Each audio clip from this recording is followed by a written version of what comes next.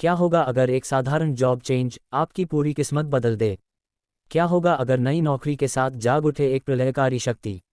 स्वागत है job shift rise of the प्रलय सर्पेंट की दुनिया में, जहां फैंटेसी और साइंस फिक्शन मिलकर रचते हैं एक ऐसा ब्रह्मांड जो कल्पना से भी परे है। एक आम इंसान रोजमर्रा की जिंदगी में उलझा हुआ, लेकिन एक अनजाने जॉब शिफ्ट के बाद उसकी जिंदगी जुड़ जाती है एक रहस्यमयी सिस्टम से, और उसी पल जाग उठता है ड्रैगन प्रलय सर्प, एक प्राचीन विनाशकारी हरा ड्रैगन जिसकी शक्ति पूरी दुनिया को मिटा सकती है। लेकिन ये सिर्फ विनाश की कहानी नहीं है, ये है विकास, शक्ति और भाग्य के टकराव की कहानी।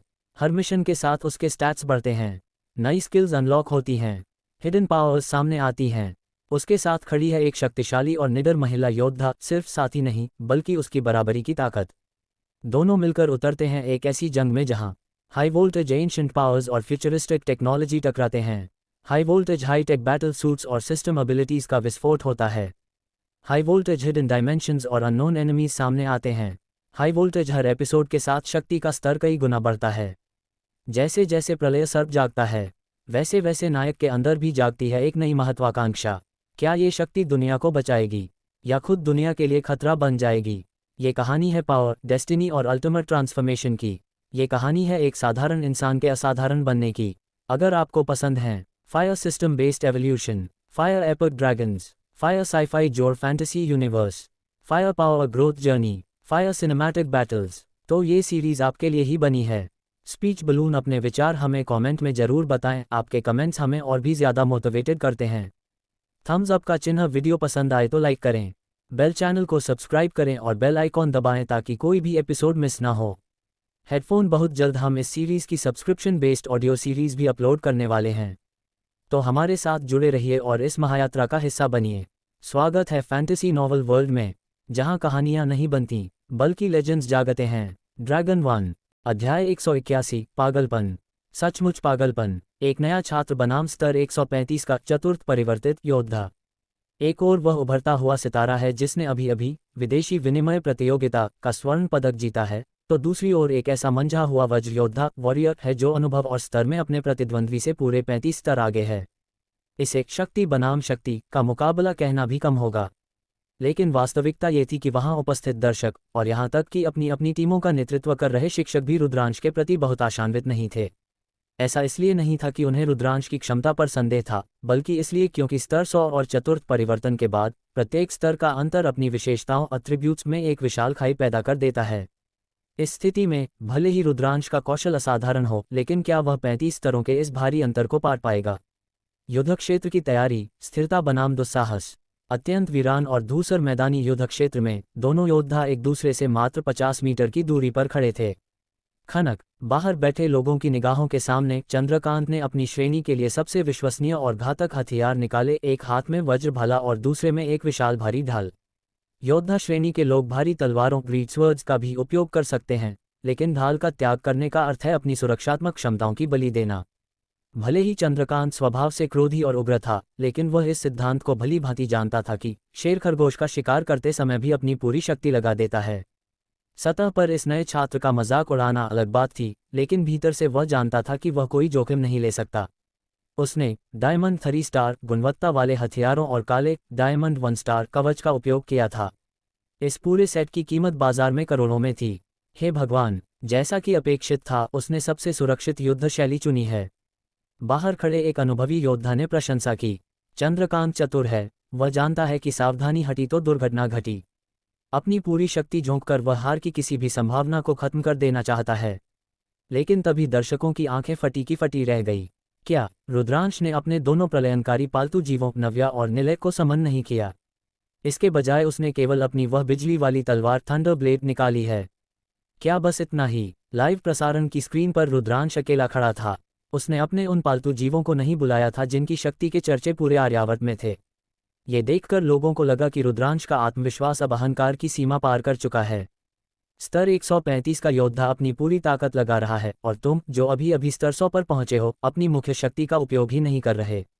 बहुत अच्छे, अब आगे देखने की जरूरत नहीं। हस्तिनापुर अकादमी के शिक्षक ने तिरस्कार के साथ कहा, इस लड़के का अंत यही होगा, अहंकार ही इसका काल बनेगा। लेकिन जाह्नवी ने शांत स्वर में उत्तर दिया, जल्दबाजी मत करो, अंत तक देखोगे तो समझ जाओगे। मृत्यु युद्ध का आरंभ। अपनी स्थिति ग्रहण करें। उल्टी गिनती शुरू। निर्णायक के आदेश के साथ ही दर्शकों की सांसें थम गईं। 3, 2, 1 मृत्यु युद्ध शुरू। टिंग टिंग। जैसे ही युद्ध शुरू हुआ, चंद्रकांत ने अपनी ढाल ऊंची की और पलक झपकते ही खुद पर 4 शक्तिशाली बफ एनहांसमेंट बफ्स चढ़ा लिए। तारांकन, अटल युद्ध घोष, सॉलिड वॉक्राई, उसे पीछे धकेलने या बांधने वाले जादुई प्रभावों से मुक्त करने के लिए। तारांकन, शौर्य हुंकार, करज वॉक्राई, उसकी शारीरिक आक्रमण शक्ति को 40% तक बढ़ाने के लिए। तारांकन, पुनर्जीवन संकल्प, विल ऑफ रीजेनरेशन, घावों को युद्ध के दौरान ही तेजी से भरने के लिए। तारांकन, दृढ़ हृदय, हार्ट ऑफ टेनासिटी, उसका कवच, जादू प्रतिरोध और अधिकतम स्वास्थ्य 20% बढ़ाते हुए उसे एक बार मृत्यु से सुरक्षा देने के लिए। इन चारों शक्तियों के साथ चंद्रकांत का पूरा अस्तित्व किसी अभेद्य पर्वत की तरह लगने लगा। उसकी आभा इतनी तीक्ष्ण थी कि स्क्रीन के पार बैठे लोगों को भी दबाव महसूस हो रहा था। रुद्रांश की चुनौती। दूसरी ओर रुद्रांश अभी भी स्थिर खड़ा था। उसने बिजली की आभा वाली उस तलवार को अपनी कमर पर टिका रखा था, उसे म्यान से बाहर तक नहीं निकाला था। छोकरे, यह मत कहना कि मैंने तुझे मौका नहीं दिया। चंद्रकांत अपनी कुल्हाड़ी जैसी कुटिल हंसी के साथ गरजा। तुझे 3 सेकंड देता हूं, अपने उन पालतू सांपों को बुला ले, वरना अगले ही पल तेरी गर्दन मेरे भले पर होगी। रुद्रांश ने बहुत ही ठंडे और उदासीन स्वर में उत्तर दिया, तुझ जैसे मामूली योद्धा से निपटने के लिए मैं अकेला ही पर्याप्त हूं। तुझ में इतनी योग्यता नहीं कि मैं अपने दिव्य जीवों को कष्ट दूं। वाह! ये सुनते ही पूरा मैदान शोर से गूंज उठा। ये दुस्साहस था या पागलपन? रुद्रांश ऐसे बात कर रहा था जैसे उसका स्तर चंद्रकांत से ऊपर हो। यदि तू मरने पर ही तुला है तो तेरी इच्छा पूरी होगी। चंद्रकांत का धैर्य जवाब दे गया। सर, भले ही वह एक भारी योद्धा था, लेकिन उसकी गति बिजली जैसी थी। उसने अपनी ढाल को आगे किया और एक प्रचंड प्रहार के साथ सीधे रुद्रांश की ओर चार्ज किया। जमीन उसके पैरों तले फटने लगी और हवा में एक चीखती हुई ध्वनि पैदा हुई। रुद्रांश ने अपनी आंखों को आधा मूंद लिया। उसकी दाहिनी हथेली म्यान पर रखी तलवार की मूठ पर थमी थी। सांख्यिकी स्टैट्स चेक। चंद्रकांत सशक्त, रुद्रांश शांत। पूर्णविराम योजक चिन्ह योजक चिन्ह योजक चिन्ह पूर्णविराम योजक चिन्ह योजक चिन्ह योजक चिन्ह पूर्णविराम योजक चिन्ह योजक चिन्ह योजक चिन्ह पूर्णविराम। स्तर 135-100। सक्रिय बफ 4 अटल, शौर्य, पुनर्जीवन, दृढ़ 0। हथियार स्थिति आक्रमण मोड म्यान के भीतर। अब गया ये लड़का, दर्शकों में से किसी ने चिल्लाकर कहा। लेकिन रुद्रांश के होठों पर एक नन्ही बर्फीली मुस्कान थी। उसे पता था कि पशु राज बनने के बाद उसकी 4 आयामी विशेषताओं में जो 30% की वृद्धि हुई थी और उसके नए निष्क्रिय कौशल पशु आज्ञा ने उसकी आंतरिक ऊर्जा को जिस स्तर पर पहुंचा दिया था, उसके सामने यह वज्र योद्धा केवल एक मिट्टी का पुतला था।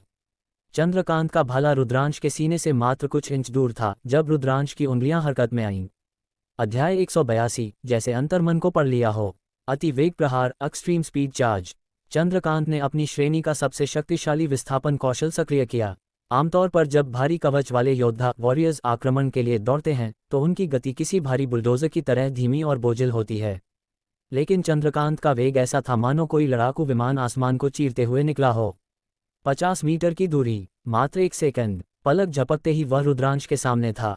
उसने अपनी विशाल और भारी ढाल को अपने सामने मजबूती से टिका रखा था ताकि रुद्रांश अचानक कोई जवाबी हमला न कर सके। साथ ही उसने अपने वज्र भाले को बिजली की गति से रुद्रांश की ओर बढ़ा दिया। धमाका, हवा के फटने की तीखी आवाज गूंज उठी। उसके प्रहार की गति अकल्पनीय थी। ये किसी भारी योद्धा की आक्रमण गति लगती ही नहीं थी। देखने वालों को उसका हाथ हिलता हुआ भी दिखाई नहीं दिया। भाला सीधे रुद्रांश के मस्तक की सीध में पहुंच चुका था। चूंकि यह एक मृत्यु युद्ध था, चंद्रकांत ने रत्ती भर भी दया नहीं दिखाई। उसका हर वार एक प्रहार, एक अंत, 1 हिट किल के उद्देश्य से किया जा रहा था। साहस या पागलपन? बाहर बैठे दर्शकों के चीखने का कारण चंद्रकांत का प्रहार नहीं बल्कि रुद्रांश की प्रतिक्रिया थी। उस घातक वार का सामना करते हुए रुद्रांश ने अपने पैर तक नहीं हिलाए, उसने बस बहुत ही सहजता से अपनी गर्दन को थोड़ा सा झुकाया। सर, चंद्रकांत का भाला खाली हवा को चीरता हुआ निकल गया। लेकिन जो बात सबसे ज्यादा हैरान करने वाली थी वह ये कि भाला रुद्रांश के गाल को छूते हुए निकला था। रुद्रांश ने दूरी का सटीक आकलन इस कदर किया था कि भाले के चारों ओर लिपटी तीक्ष्ण ऊर्जा भी उसके चेहरे पर एक खरोंच तक नहीं डाल पाए। कड़क, भाला रुद्रांश से तो चूक गया, लेकिन उससे निकली विनाशकारी रोशनी ने रुद्रांश के पीछे 1000 मीटर दूर स्थित एक विशाल पर्वत के शिखर को उड़ा दिया। बाप रे, इस लड़के का जिगर तो देखो। क्या इसे डर नहीं लगता कि अगर जरा सी भी चूक हुई तो इसका सिर उस पहाड़ की तरह उड़ जाएगा? बाहर बैठे अनुभवी योद्धा रुद्रांश की युद्ध शैली देखकर दंग रह गए। उसकी मानसिक सहनशक्ति अमानवीय स्तर की थी। रत्ती भर की भी गलत गणना का अर्थ था निश्चित मृत्यु। युद्ध क्षेत्र के भीतर चंद्रकांत भी रुद्रांश के इस दुस्साहपूर्ण जवाब से हैरान था। हालांकि उसका युद्ध का अनुभव बहुत गहरा था। झटके से उबरते हुए उसने पीछे हटने के बजाय अपना आक्रमण जारी रखा। भाले का सीधा प्रहार अब एक क्षैतिज हॉरिजॉन्टल वार में बदल गया। वह रुद्रांश के सिर को 2 हिस्सों में काट देना चाहता था। उसी समय सूं सूं उसके भाले से निकलने वाली घातक ऊर्जा एक प्रचंड स्तर तक बढ़ गई। उसने सोचा, अब देखो तू कैसे बचता है। रुद्रांश की आंखों में अब भी कोई हलचल नहीं थी, लेकिन उसकी अगली चाल ने सबको फिर से स्तब्ध कर दिया। उसने भाले से बचने के लिए झुकने का चुनाव नहीं किया और न ही दूरी बनाने के लिए पीछे हटा। इसके बजाय खट उसने एक कदम आगे बढ़ाया। उसने सीधे आक्रमण की ओर बढ़ने का फैसला किया। तभी सबको एहसास हुआ कि रुद्रांश की गति कितनी भयानक थी। मात्र एक कदम लेकर वह चंद्रकांत के वार के पहुंचने से पहले ही उसके बिल्कुल सामने खड़ा हो गया। चंद्रकांत ने कभी सपने में भी नहीं सोचा था कि कोई योद्धा ऐसे समय में पीछे हटने के बजाय आगे बढ़ेगा। हड़बड़ाहट में उसने अपनी भारी ढाल को आगे धकेला। वह शील्ड बैश का उपयोग करके रुद्रांश को पीछे धकेलना चाहता था, लेकिन ऐसा लग रहा था जैसे रुद्रांश ने उसकी हर हरकत को पहले ही पढ़ लिया हो। जैसे ही चंद्रकांत ने ढाल आगे बढ़ाई, खनक धातु के टकराने की एक तीखी आवाज के साथ चिंगारियां उठीं। लो, आ गया वही चिरपरिचित अवरोध ब्लॉक। बाहर बैठे दर्शकों में से कई ने विदेशी विनिमय प्रतियोगिता का लाइव प्रसारण देखा था। वे रुद्रांश के इस विशेष ब्लॉक कौशल से भली भांति परिचित थे। सच तो यह है कि दुनिया की किसी भी प्रतियोगिता में किसी ने किसी योद्धा को इस तरह जोखिम लेकर ब्लॉक करते नहीं देखा था। जोखिम बहुत बड़ा था, लेकिन रुद्रांश के लिए ये खेल जैसा था। अनुभव बनाम प्रतिभा। उच्च स्तर के शत्रुओं के खिलाफ ब्लॉक करना कठिन होता है क्योंकि वे तुरंत जवाबी चाल काउंटर मेजर्स चल सकते हैं। जैसे ही धातु की आवाज गूंजी, चंद्रकांत ने अपने दांत भींचे और अपने शरीर को जोर से घुमाया। उसे दिव्य प्रकाश ने घेर लिया। उसे एहसास हो गया था कि उसका आक्रमण ब्लॉक हो गया है, लेकिन उसने तुरंत प्रतिक्रिया दी। उसने एक श्रेणी के कौशल का उपयोग किया जो उसे 3 सेकंड के लिए अजेय इनविंसिबिलिटी बना देता था। दैवीय सुरक्षा कवच, डिवाइन प्रोटेक्शन लाइट। ए श्रेणी कौशल। यही वह स्थिति थी जिसका दर्शकों को डर था। उच्च स्तरीय दुश्मन निम्न स्तरीय शत्रुओं की तरह नहीं होते। उनके पास अप्रत्याशित स्थितियों से निपटने के लिए कई रास्ते होते हैं। चंद्रकांत अत्यंत सावधान था। वह रुद्रांश को 1 सेकंड के लिए भी उसे स्टन करने का मौका नहीं देना चाहता था। तुच्छ चालें। अब स्तब्ध होने से बचते ही चंद्रकांत ने अपना ढाल का प्रहार जारी रखा। यदि यह प्रहार सफल होता तो रुद्रांश जैसा नाजुक पशुस्वामी बीस्ट मास्टर निश्चित रूप से गंभीर रूप से घायल हो जाता। इतनी कम दूरी से ढाल का प्रहार हड्डियों को चूर चूर करने के लिए काफी था। लेकिन जैसे ही उसने ढाल आगे बढ़ाई, उसकी पुतलियों में रुद्रांश की जो छवि उभर रही थी वह अचानक धुंधली पड़ गई। क्या? चंद्रकांत हक्का बक्का रह गया। उसकी ढाल सीधे उस धुंधली आकृति से आर पार निकल गई। निशाना चूक गया। उसे किसी भी वस्तु से टकराने का अनुभव नहीं हुआ। प्रतिबिंब, वह केवल एक परछाई आफ्टर इमेज थी। चंद्रकांत ने कभी नहीं सोचा था कि यह लड़का इतना दूरदर्शी होगा। रुद्रांश ने पहले ही भांप लिया था कि चंद्रकांत स्तब्ध होने से बचने के लिए अजेय कौशल का उपयोग करेगा। इसलिए उसी क्षण रुद्रांश ने अपना हमला रद्द कर दिया और अपनी गति को इतना बढ़ा दिया कि वह वहां से हट गया और पीछे केवल एक भ्रम छोड़ गया। इस पल चंद्रकांत के मन में निराशा और हताशा की एक लहर उठी। उसे ऐसा महसूस हुआ मानो वह नंगा खड़ा हो और सामने वाला उसके हर चाल को देख पा रहा हो। लेकिन उसे विलाप करने का समय नहीं मिला। पीछे से आती बर्फीली हत्यारी ऊर्जा, किलिंग इंटेंट ने उसके रोंगटे खड़े कर दिए। सौभाग्य से वह अभी भी प्रतिक्रिया दे सकता था। खटाक, उसने अपनी जगह पर घूमते हुए भाले को पीछे की ओर घुमाया। Sweeping motion. वह अपने पीछे खड़े दुश्मन को चीर देना चाहता था। युद्ध का विश्लेषण। योद्धा प्रयुक्त कौशल स्थिति। पूर्णविराम योजक चिन्ह योजक चिन्ह योजक चिन्ह पूर्णविराम योजक चिन्ह योजक चिन्ह योजक चिन्ह पूर्णविराम योजक चिन्ह योजक चिन्ह योजक चिन्ह पूर्णविराम। चंद्रकांत दैवीय सुरक्षा कवच, अजेय हताशा और बचाव। रुद्रांश मायावी प्रतिबिंब, विस्थापन, पूर्ण नियंत्रण और आक्रमण। बाहर बैठे हस्तिनापुर अकादमी के शिक्षक का चेहरा पीला पड़ने लगा था। जो युद्ध उन्हें एक तरफा लग रहा था वह अब चंद्रकांत के लिए अस्तित्व की लड़ाई बन चुका था। रुद्रांश की विशेषताओं में भले ही कमी हो, लेकिन उसकी युद्ध चेतना, बैटल कॉन्शियसनेस किसी देवता के समान थी। रुद्रांश की बिजली वाली तलवार अब भी म्यान के भीतर थी, लेकिन उसकी चमक म्यान से बाहर निकलने के लिए बेताब थी। अध्याय 183, अकस्मात पराजय। हालांकि जैसे ही चंद्रकांत ने अपनी पूरी शक्ति झोंकते हुए वह पीछे की ओर घूमने वाला काउंटर स्वीप प्रहार किया, उसके मन में जो थोड़ी सी निराशा थी वह अचानक एक भयावह हकीकत में बदल गई। हाँ, उसका निशाना चूक गया था। ये प्रहार, जिसे रुद्रांश के पीछे से होने वाले हमले को रोकने के लिए किया जाना था, अपनी शक्ति में अद्भुत था। इससे निकलने वाली ऊर्जा ने पीछे की पूरी जमीन को दरारों से भर दिया था, लेकिन चंद्रकांत को किसी भी वस्तु से टकराने का अनुभव नहीं हुआ। इसका एक ही मतलब था, रुद्रांश उसे फिर से किसी बंदर की तरह नचा रहा था, और इस बार उसके पास संभलने का कोई रास्ता नहीं बचा था। युद्ध कला में हर बड़े प्रहार के बाद एक बैकस्विंग समय, बैकस्विंग टाइम होता है, वह अंतराल जहां योद्धा का शरीर अपने प्रहार के वेग के कारण कुछ क्षणों के लिए जड़ हो जाता है। इससे पहले चंद्रकांत बहुत सावधानी से छोटे और सटीक प्रहारों का उपयोग कर रहा था ताकि रुद्रांश उसकी इस जड़ता स्टिफनेस का लाभ न उठा सके।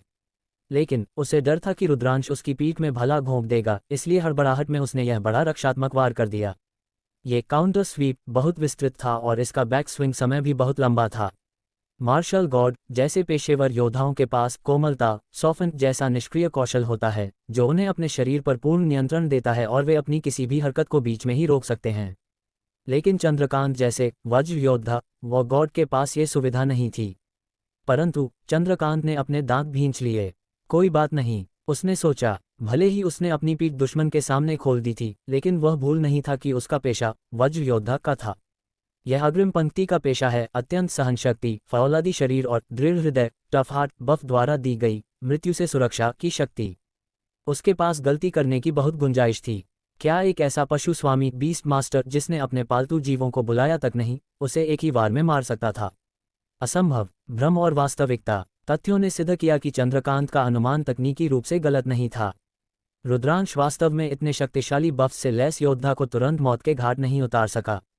सर्र सर्र सर्र रुद्रांश की तलवार ग्रीडसॉर्ड चली और उसने बिजली की गति से चंद्रकांत की पीठ पर कई प्रहार किए।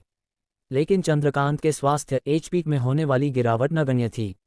रुद्रांश ने तुरंत अपने पंजों के बल पीछे छलांग लगाए और 30 मीटर की सुरक्षित दूरी बना ली। चंद्रकांत धीरे धीरे मुड़ा। उसके खुरदरे और बदसूरत चेहरे पर अब अहंकार, गर्व और चुनौती भरे भाव थे। नहीं, केवल गर्व नहीं, वहां आश्चर्य भी था, क्योंकि रुद्रांश के प्रहार उसे किसी मच्छर के काटने जैसे महसूस हुए थे। उन लगातार वारों के बाद भी उसका स्वास्थ्य केवल 5% कम हुआ था।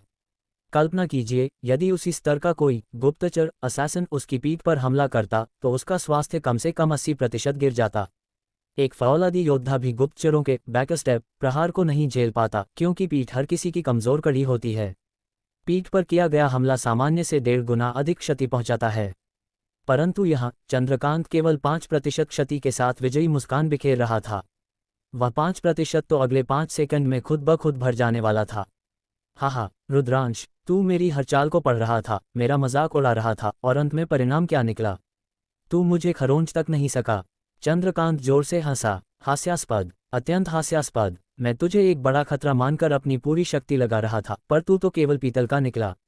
पासा पलट गया, लेकिन अगले ही पल चंद्रकांत की हंसी उसके गले में ही अटक गई। उसे अचानक एहसास हुआ कि उसके शरीर की सारी शक्ति गायब हो रही थी। उसकी विशेषताएं एट्रिब्यूट्स एक झटके में 50% तक गिर गईं। उसका जो प्रचंड ऑरा और मैदान को कांपा रहा था, वह किसी टूटे पहाड़ की तरह नीचे गिर गया। यह क्या हो रहा है? चंद्रकांत का चेहरा जड़ हो गया। इसके विपरीत रुद्रांश, धमाका। रुद्रांश, जो अब तक शांत दिख रहा था, उसकी ऊर्जा अचानक आसमान छूने लगी। ऐसा लग रहा था मानो चंद्रकांत ने जो 50% शक्ति खोई थी, वह सारी की सारी रुद्रांश में स्थानांतरित हो गई थी। रुद्रांश ने एक लंबी ठंडी सांस ली। उसकी उदासीन निगाहें अब उस आतंकित चंद्रकांत पर टिकी थीं। उसने एक शब्द भी बर्बाद नहीं किया। उसने चंद्रकांत के ऊपर अपना दुर्बलता, वीकनेस कौशल फेंक दिया। ये वही कौशल था जो रुद्रांश को स्नातक परीक्षा कॉलेज एंट्रेंस एग्जाम के बाद पुरस्कार में मिला था। इसका प्रभाव विनाशकारी था। ये दुश्मन के कवच, जादू प्रतिरोध और उसकी 3 गतियों आक्रमण, विस्थापन और मंत्रोच्चार को 40% तक कम कर देता था। पहले से ही आधी शक्ति खो चुके चंद्रकांत के लिए ये ताबूत में आखिरी कील साबित हुआ। उसे भयावह सत्य का आभास हुआ। उसकी आक्रमण शक्ति 50% कम हो गई थी, जबकि उसका बचाव और गति अब 90% तक गिर चुकी थी। एक पल में वह फौलादी योद्धा से एक बीमार मुर्गे में बदल गया था। न्याय और मृत्यु, अब तुम्हें विदा करने का समय आ गया है। रुद्रांश की बर्फीली आवाज गूंजी। सुन। इस बार रुद्रांश की ऊर्जा में ऐसा परिवर्तन आया जिसने धरती और आकाश को हिला दिया। वह म्यान से निकली उस दिव्य तलवार की तरह लग रहा था जिसका प्रहार कोई नहीं रोक सकता, जबकि चंद्रकांत किसी सूखे कागज के टुकड़े जैसा असहाय था। रुको, मुझे क्षमा कर दो, दया। चंद्रकांत ने बिना किसी संकोच के घुटने टेक दिए और जान की भीख मांगने लगा। उसकी सारी मर्दानगी और अहंकार भाप बनकर उड़ चुका था, लेकिन वह रुद्रांश के व्यक्तित्व को नहीं समझ पाया था। दया, रुद्रांश के शब्दकोश में शत्रुओं के लिए ये शब्द नहीं था। जब तक नियम उसे न रोके, रुद्रांश का एक ही लक्ष्य होता था, शत्रु का समूल नाश। यदि अकादमी के नियमों और गुरुओं की पाबंदी न होती, तो आर्यन और आकाश जैसे लोग बहुत पहले ही मिट्टी में मिल चुके होते। इस मृत्यु युद्ध में, जहां कोई नियम नहीं थे, रुद्रांश के भीतर का पवित्र हृदय, सेंटली हार्ट, जागने वाला नहीं था। सर्र, तलवार की चमक बिजली की तरह कौंधी। इस बार प्रहार किसी फल को काटने जैसा सरल था। अपनी रक्षात्मक शक्ति और गति खो चुका चंद्रकांत रुद्रांश के वार से बच तक नहीं सका। स्थिति ऐसी थी, उसके दिमाग ने खतरे को भांप लिया था, लेकिन उसका शरीर प्रतिक्रिया देने में असमर्थ था। उसकी गति इतनी धीमी हो चुकी थी कि वह आंखों के सामने मौत को आते देख रहा था, पर अपना हाथ तक नहीं उठा पा रहा था। एक तीखी चीख, और फिर सन्नाटा। खचाक, चंद्रकांत का सिर धड़ से अलग होकर हवा में उछला। उसी क्षण प्रचंड वज्र प्रकाश थंडर लाइट ने चंद्रकांत के आत्मिक शरीर को पूरी तरह खंडित कर दिया, जिससे किसी पुजारी प्रीस्ट द्वारा उसे पुनर्जीवित करने की सारी संभावनाएं समाप्त हो गईं। रुद्रांश वास्तव में दयालु था। कम से कम उसने चंद्रकांत को मरने से पहले तड़पने नहीं दिया। एक ही वार में सब खत्म कर दिया। जैसे ही चंद्रकांत का शरीर निर्जीव होकर गिरा, रुद्रांश ने बिना किसी भाव के अपनी इंद्रक्रोध थंडर ब्लेड तलवार को वापस म्यान में डाल लिया। फिर निर्णायक रेफरी की फटी आंखों और सन रह गए दर्शकों की परवाह किए बिना वह युद्ध क्षेत्र से बाहर निकल गया। उसने पीछे मुड़कर उस धड़ विहीन शरीर को एक बार भी नहीं देखा। निर्णायक का हृदय अभी भी जोरों से धड़क रहा था। वह समझ ही नहीं पा रहा था कि आखिर चंद्रकांत हारा कैसे। सब कुछ इतनी अचानक और रहस्यमय तरीके से हुआ कि यह तर्क से परे लग रहा था। युद्ध का अंत विवरण। पूर्णविराम योजक चिन्ह योजक चिन्ह योजक चिन्ह पूर्णविराम योजक चिन्ह योजक चिन्ह योजक चिन्ह पूर्णविराम। विजेता रुद्रांश स्तर 100। मृतक चंद्रकांत स्तर 135। अंतिम वार सिर का विच्छेदन और आत्मिक विनाश। समय पलक झपकते ही। निष्कर्ष और आगामी प्रभाव। बाहर खड़ी जाह्नवी के चेहरे पर एक गौरवपूर्ण मुस्कान थी, जबकि हस्तिनापुर अकादमी के शिक्षक का मुंह खुला का खुला रह गया था। ये केवल एक जीत नहीं थी, यह उन सभी के लिए एक चेतावनी थी जो रुद्रांश को कम आंकने की भूल कर रहे थे। रुद्रांश ने सिद्ध कर दिया था कि पशु स्वामी होने का मतलब यह नहीं कि वह खुद लड़ना नहीं जानता। अध्याय 184। बंधन का भक्षण। शक्ति का रूपांतरण। सन्नाटा, एक ऐसा सन्नाटा जिसे मृत्यु की चादर ने ढक लिया हो। असुर संहारक वाहिनी के बाहरी प्रशिक्षण मैदान पर इस समय हवा भी जैसे थम गई थी। चाहे वे वाहिनी के अनुभवी योद्धा हों या विभिन्न अकादमियों के दिग्गज शिक्षक, सबके चेहरे जड़ हो चुके थे। विशेष रूप से जब उन्होंने देखा कि चंद्रकांत जैसे खूंखार योद्धा ने बिना किसी प्रतिरोध के अपनी गर्दन रुद्रांश की तलवार के आगे कर दी, तो अविश्वास की लहर दौड़ गई। ये दृश्य इतना अवास्तविक था मानो किसी ने दिन के उजाले में प्रेत देख लिया हो। ये कैसे संभव है? यहाँ तक कि दुनिया देख चुके वरिष्ठ शिक्षकों की मति भी मारी गई थी। सच तो यह है कि युद्ध के प्रथमार्ध में रुद्रांश की रणनीति और सटीक गणना ने सबको अचंभित किया था। चंद्रकांत का हर प्रहार रुद्रांश की अपेक्षाओं के अनुरूप था। वह शत्रु की अगली चाल को किसी खुली किताब की तरह पढ़ रहा था। एक पशु स्वामी बीस्ट मास्टर द्वारा प्रदर्शित ये युद्ध कौशल अकल्पनीय था। इससे एक बात तो स्पष्ट थी, रुद्रांश का मल्ल युद्ध क्लोज कॉम्बैट स्तर किसी भी वज्र योद्धा से कहीं अधिक ऊंचा था। हालांकि जब रुद्रांश ने चंद्रकांत की पीठ पर लगातार प्रहार किए और उससे केवल मामूली क्षति हुई, तो कई लोगों के मन में उपहास का भाव आया था। वे मन ही मन रुद्रांश का मजाक उड़ा रहे थे। चाहे तुम्हारा कौशल कितना भी ऊंचा क्यों न हो, यदि तुम शत्रु के कवच को नहीं भेद सकते तो सब व्यर्थ है। लेकिन पासा इतनी तेजी से पलटेगा, इसकी कल्पना किसी ने नहीं की थी। चंद्रकांत की वह प्रचंड आभा अचानक क्षीण क्यों हुई? वह असहाय होकर अपनी मृत्यु का तमाशा क्यों देखता रहा? उसकी आंखों में वह गहरी हताशा और आतंक क्यों था? ये प्रश्न शिक्षकों के मस्तिष्क में हथौड़े की तरह बज रहे थे। यहाँ तक कि जाह्नवी भी पूरी तरह समझ नहीं पाई कि रुद्रांश ने आखिर किया क्या। गुरु आयशा के इस इकलौते शिष्य के प्रति उनके मन में सम्मान और बढ़ गया। उन्हें एहसास हुआ कि यह युवक केवल इस वर्ष का सर्वश्रेष्ठ छात्र नहीं है, बल्कि वह इस युग का ध्वजवाहक और नायक बनने की क्षमता रखता है। शक्ति का रहस्य, भक्षण बंधन। चंद्रकांत की शक्तियों के अचानक गिरने का कारण केवल दुर्बलता, वीकनेस, कौशल नहीं था। इसके पीछे एक अत्यंत गुप्त और घातक शक्ति काम कर रही थी, पशु बंधन, बीस्ट पेट बॉन्ड। ये वह निष्क्रिय पैसिव कौशल था जो रुद्रांश को स्नातक परीक्षा के बाद दिव्य पुरस्कार के रूप में मिला था।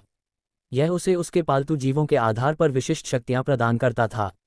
रुद्रांश के पास नव्या लिटिल किंग से प्राप्त नील वज्र बंधन था, जो उसके प्रहारों में बिजली की शक्ति भर देता था और उसकी विशेषताओं को 30% बढ़ा देता था।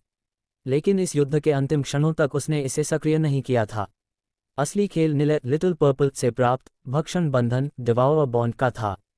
ग्रेटर दैन भक्षण बंधन निष्क्रिय। जब भी आपका कोई प्रहार शत्रु को सफलतापूर्वक लगता है, आप शत्रु की समस्त विशेषताओं फुल एट्रीब्यूट्स का 5% भक्षण कर लेते हैं। ये भक्षण की गई शक्ति आपकी स्वयं की शक्ति में जुड़ जाती है। एक ही लक्ष्य से अधिकतम 50% शक्ति चुराई जा सकती है। Greater than. अब समझ आया कि रुद्रांश उस समय चंद्रकांत की पीठ पर वह मामूली प्रहार क्यों कर रहा था। उसका उद्देश्य क्षति पहुंचाना था ही नहीं, वह तो चंद्रकांत की शक्ति को चुरा रहा था। उन लगातार प्रहारों ने चंद्रकांत की आधी शक्ति खींचकर रुद्रांश के शरीर में भर दी थी। जैसे जैसे चंद्रकांत की रक्षात्मक शक्ति और गति गिर रही थी, रुद्रांश एक अजेय महामानव में बदल रहा था। साथ ही दुर्बलता कौशल ने रही सही कसर पूरी कर दी। इसने चंद्रकांत के कवच और उसकी 3 गतियों आक्रमण, विस्थापन और मंत्रोच्चार को 40% और कम कर दिया। कुल मिलाकर चंद्रकांत की सुरक्षात्मक क्षमता 90% तक गिर चुकी थी। वह एक फौलादी योद्धा से मिट्टी के पुतले में तब्दील हो गया था। रुद्रांश ने पूरे युद्ध में केवल 3 कौशलों का उपयोग किया। तारांकन भक्षण बंधन शक्ति चुराने के लिए, तारांकन दुर्बलता रक्षा कवच तोड़ने के लिए, तारांकन अवरोध ब्लॉक प्रहार रोकने के लिए। बाकी सब तो उसकी बरसों की साधना और मल्ल युद्ध का कौशल था, जो उसके लिए पानी पीने जितना सरल था। अपमान का प्रतिशोध। जब रुद्रांश युद्ध क्षेत्र से बाहर आया तो पूरे मैदान में सन्नाटा पसर गया। जो लोग अभी कुछ देर पहले चिल्ला चिल्ला कर रुद्रांश की मृत्यु की भविष्यवाणी कर रहे थे, वे अब अपनी आंखें नीचे झुकाए खड़े थे। उन्हें डर था कि कहीं ये यमराज का अवतार उन्हें भी मृत्यु युद्ध की चुनौती न दे दे। सबसे दयनीय स्थिति हस्तिनापुर अकादमी के मुख्य शिक्षक लोकेश भारद्वाज की थी। लोकेश ने युद्ध शुरू होने से पहले जाह्नवी का बहुत उपहास किया था। उसने दावा किया था कि रुद्रांश का मरना निश्चित है। अब उसके गालों पर एक ऐसा तमाचा पड़ा था जिसकी गूंज उसे जीवन भर सुनाई देने वाली थी। अन्य शिक्षकों की व्यंग्यपूर्ण निगाहें उसे शर्मसार कर रही थीं। चंद्रकांत, तू कितना बड़ा मूर्ख और बेकार निकला। लोकेश ने मन ही मन उस मृत योद्धा को कोसा, क्योंकि उसकी वजह से आज लोकेश की साख मिट्टी में मिल गई थी। तभी जाह्नवी ने बहुत ही शांत लेकिन तीखे स्वर में लोकेश की ओर देखा। शिक्षक लोकेश, अब आपका क्या कहना है? जाह्नवी ने अपनी काली ऐनक ठीक करते हुए पूछा। आपने तो कहा था कि हमारी अकादमी का ये रत्न चंद्रकांत के हाथों मारा जाएगा।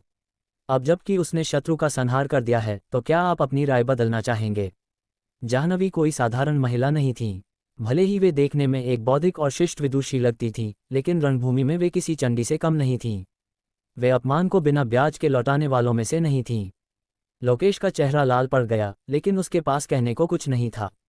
तथ्य उसके सामने थे। एक स्तर 100 के छात्र ने स्तर 135 के योद्धा को गाजर मूली की तरह काट दिया था। वाहिनी में नया उदय। वाहिनी के सदस्यों के बीच अब रुद्रांश का नाम फुसफुसाहटों में नहीं, बल्कि सम्मान और खौफ के साथ लिया जाने लगा था।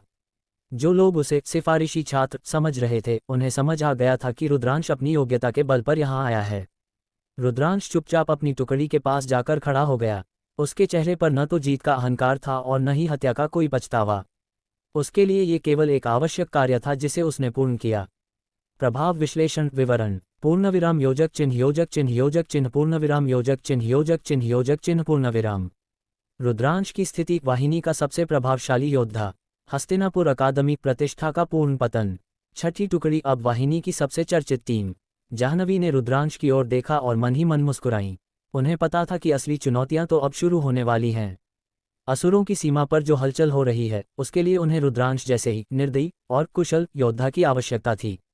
तैयार हो जाओ, जाह्नवी ने पूरी टुकड़ी को संबोधित करते हुए कहा। ये तो बस एक झांकी थी। असली असुर संहार अब शुरू होगा। रुद्रांश की आंखों में एक ठंडी चमक कौंधी। उसका भला और उसकी तलवार अब असुरों के रक्त से प्यास बुझाने के लिए व्याकुल थे। अध्याय 185 मयूरगंज कस्बा। जाह्नवी के उस तीखे और व्यंग्यपूर्ण प्रश्न का सामना करते हुए हस्तिनापुर अकादमी के शिक्षक लोकेश भारद्वाज भीतर ही भीतर अपमान और क्रोध से जल उठे।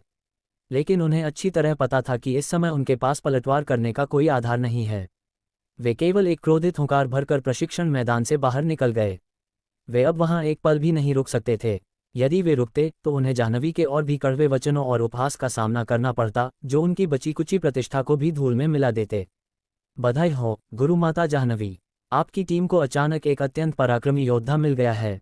इस असुर संहार अभियान में ऐसा लगता है कि आपकी छठी टुकड़ी ही सबसे अधिक पुण्य अंक मेरिट्स बटोरेगी।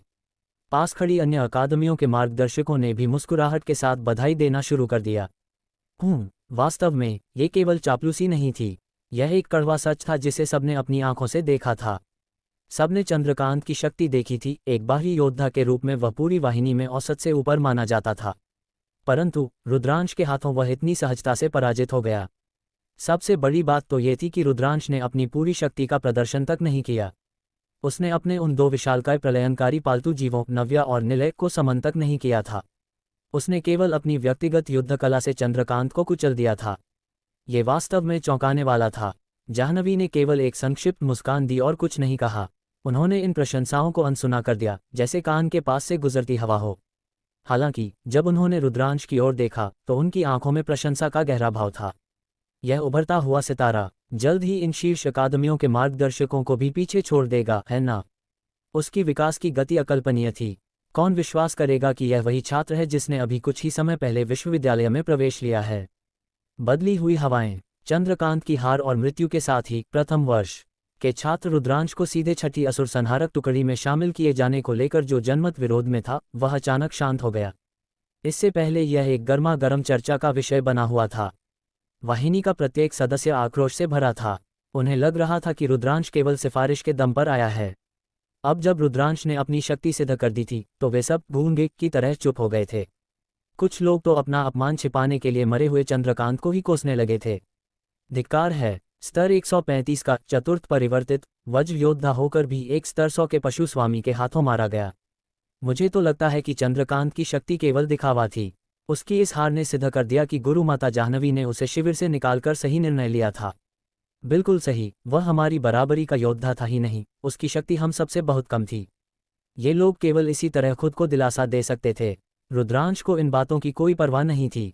जाह्नवी ने रुद्रांश के लिए एक अलग कक्ष की व्यवस्था की जो आधुनिक प्रशिक्षण सुविधाओं से लैस था। यदि कोई इसे विशेष उपचार स्पेशल ट्रीटमेंट कहता तो जाह्नवी इससे इनकार नहीं करती। लेकिन अब किसी में एक शब्द भी बोलने का साहस नहीं था। आखिर यह अधिकार उन्हें एक वरिष्ठ मार्गदर्शक के रूप में प्राप्त था। नई जिम्मेदारी और गुप्त योजनाएं। उस रात जाह्नवी रुद्रांश को लेकर छठी असुर संहारक टुकड़ी के सभी सदस्यों के सामने खड़ी हुई और मुस्कुराते हुए बोली, शायद आप सभी दिन के युद्ध के दौरान इस साथी से मिल चुके हैं, इसलिए मैं परिचय में समय व्यर्थ नहीं करूंगी। एक पशु स्वामी के रूप में रुद्रांश टीम में एक स्वतंत्र योद्धा रोमिंग पोजीशन की भूमिका निभाएगा। आज से आप सभी एक दूसरे का ख्याल रखेंगे। याद रहे, आप असुर सत्य संघ डेमन ट्रूथ चर्च के उन पाखंडियों और पागलों से लड़ने जा रहे हैं। ये जीवन मरण का प्रश्न है। साथियों के साथ तालमेल ही आपकी जीत की संभावना बढ़ाएगा। रुद्रांश के मामले में आप निश्चिंत होकर अपनी पीठ उसे सौंप सकते हैं। और एक और बात, जाह्नवी का स्वर गंभीर हुआ, मैं रुद्रांश को अपनी टुकड़ी का उपाधिकारी डेप्यूटी ऑफिसर नियुक्त करती हूँ। मुझे नहीं लगता कि किसी को कोई आपत्ति होगी। जैसे ही जाह्नवी की बात समाप्त हुई, छठी टुकड़ी के सभी सदस्यों ने तुरंत अपने सिर हिला दिए, ये संकेत देते हुए कि उन्हें कोई आपत्ति नहीं है। क्या मजाक है? आपत्ति करने का साहस कौन करेगा? एक तरफ जाह्नवी स्वयं स्तर 180 जोड़ की महायोद्धा वैल्करी थी, तो दूसरी तरफ रुद्रांश का वह भयानक युद्ध कौशल था जो उसके स्तर से कहीं मेल नहीं खाता था। वे सब पूरी तरह से कायल हो चुके थे। बेशक वे कायल थे, लेकिन उनके मन में कुछ गुप्त योजनाएं भी चल रही थीं। ठीक है, रुद्रांश को उपाधिकारी बनने दो। वह शक्तिशाली है तो शायद वह पुण्य अंक मेरिट्स छीनने में भी तेज होगा। टुकड़ी के सदस्यों ने आपस में चर्चा कर ली थी कि वे मिशन के दौरान रुद्रांश के लिए एक भी शिकार किल नहीं छोड़ेंगे। आखिर पुण्य अंक मारे गए शत्रुओं की संख्या के आधार पर गिने जाते थे। भले ही वह उपाधिकारी हो, यदि वह किसी शत्रु को स्वयं नहीं मारता तो उसे कोई विशेष पुरस्कार नहीं मिलेगा। मिशन मयूरगंज का रहस्य। अगले दिन सुबह 8 बजे जाह्नवी ने टीम का नेतृत्व किया और मुख्य शिविर से प्रस्थान किया। उनका गंतव्य एक छोटा सा कस्बा था, मयूरगंज। खुफिया विभाग की जानकारी के अनुसार असुर सत्य संघ की एक अत्यंत शक्तिशाली टुकड़ी वहां छिपी हुई थी। प्रारंभिक सूचनाओं से पता चला था कि इस असुर टुकड़ी में स्तर 140 से ऊपर के चतुर्थ परिवर्तित योद्धा शामिल थे। उनका मुख्य नेता अभी सामने नहीं आया था, लेकिन अटकलें थीं कि उसकी शक्ति कम से कम स्तर 150 होगी। यहाँ तक कि वह स्तर 160 का भी हो सकता है। प्रशासन ने सबसे खराब स्थिति के लिए खुद को तैयार किया था। दुश्मन को सतर्क होने से बचाने के लिए खुफिया विभाग मयूरगंज के भीतर प्रवेश नहीं कर सका। उन्होंने कस्बे के बाहर गुप्त चौकियां बनाई थीं जहां से वे हर गतिविधि पर नजर रख रहे थे। हाल ही में मयूरगंज में लोगों के गायब होने की घटनाएं बढ़ गई थीं। ये स्पष्ट था कि वह असुर टुकड़ी ही इसके पीछे थी, लेकिन ये जानते हुए भी सरकारी सेना सीधे कस्बे में नहीं घुस सकती थी। मयूरगंज में अभी भी हजारों निर्दोष नागरिक रह रहे थे। यदि असुरों को भनक लग गई तो वे हताशा में कस्बे के नागरिकों को ढाल बना लेंगे या उन्हें मार देंगे। यदि निर्दोष लोग मारे गए तो सरकार को भारी सार्वजनिक दबाव का सामना करना पड़ेगा। इसलिए इस गुत्थी को सुलझाने का काम असुर संहारक वाहिनी को सौंपा गया था। मयूरगंज में आगमन। जब जाह्नवी की टुकड़ी मयूरगंज पहुंची तो कस्बे के एक स्थानीय अधिकारी ने स्वयं उनका स्वागत किया। उसने गुप्त रूप से असुर टुकड़ी के छिपने के स्थान और उनके सदस्यों की पहचान उजागर की। वह असुर टुकड़ी आम नागरिकों के भेष में रह रही थी। सबसे अविश्वसनीय बात यह थी कि उस असुर टुकड़ी के 2/3 सदस्य वही नागरिक थे जो पिछले 10 वर्षों से इसी कस्बे में रह रहे थे। दूसरे शब्दों में, वे यहाँ 10 साल से घात लगाकर बैठे थे। असुर सत्य संघ वास्तव में किसी दीमक की तरह है, जाह्नवी ने घृणा से कहा। मारे नहीं मरते और घिनौने भी हैं। मयूरगंज तो केवल एक उदाहरण था, देश के कई अन्य सुदूर जिलों, छोटे कस्बों और यहाँ तक कि शहरों में भी इस संघ के अवशेष निश्चित रूप से मौजूद होंगे। स्थिति अनुमान से कहीं अधिक गंभीर थी। पूरे देश में गुप्त रूप से चलाया जा रहा ये असुर संहार अभियान इतना सरल नहीं होने वाला था।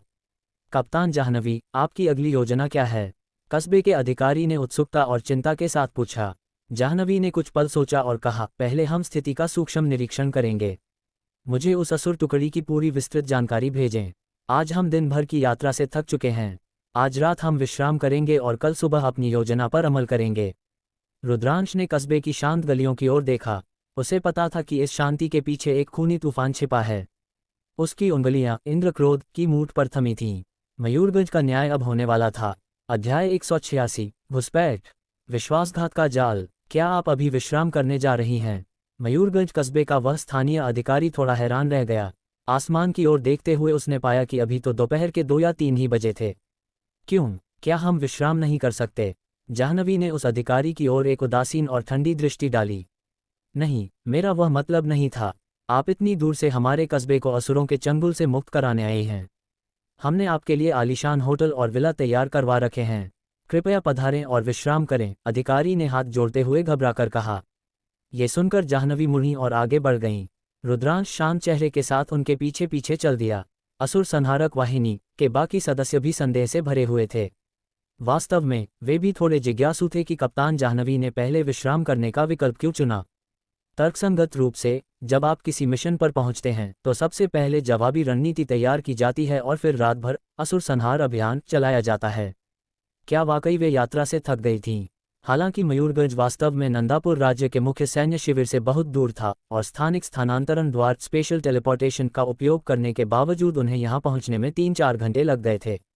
लेकिन वे सब चतुर्थ परिवर्तित फोर्थ एडवांसमेंट शक्तिशाली योद्धा थे और जाह्नवी स्वयं स्तर 180 से ऊपर की महायोद्धा मार्शल गॉड थीं। क्या कोई विश्वास करेगा कि एक महायोद्धा कुछ घंटों की यात्रा से थक जाएगी? क्या मजाक है? लेकिन चूंकि कप्तान जाह्नवी ने फैसला कर लिया था, इसलिए टुकड़ी के सदस्य भी अब जल्दबाजी में नहीं थे।